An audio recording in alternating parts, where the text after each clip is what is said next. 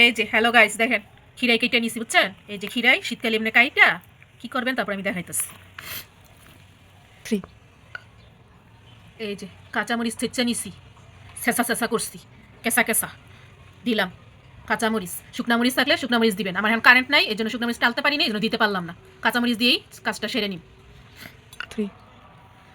এই যে লবণ দিয়ে দিমু।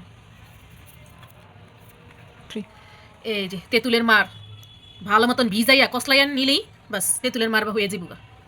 এরপরে তো আবার কত রঙের কত ঢঙের কথা। বিচি কুচি শুদ্ধাই দিয়ে দিম।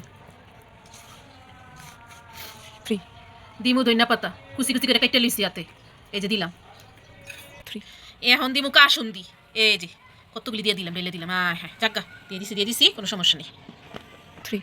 এখন দিমু চিনি, স্বাদটা একটু বাড়ানোর লেগে আর কি, বুঝেন নাই? এখন চিনি দিয়া কসলান শুরু করে দিম। দাঁড়ান কসলাইতেছি, দাঁড়াইবেন না, দাঁড়ান মানে দেখতে থাকেন, ভিডিওটা দেখতে থাকেন আমি কেমনে কেমনে কসলাই। কারো জিব্বায় পানি না এলে, যদি আসে না এলে না আসে তাহলে আমার দোষ নেই। এই যে এখন কসলাই দিতেছি। এই যে কসলা কসলির পালা শেষ।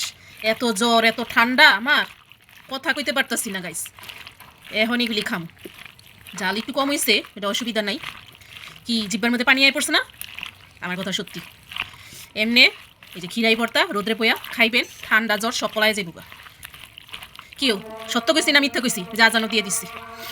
এমনি খাইয়েন আপনারা। রাখি, আল্লাহ হাফেজ।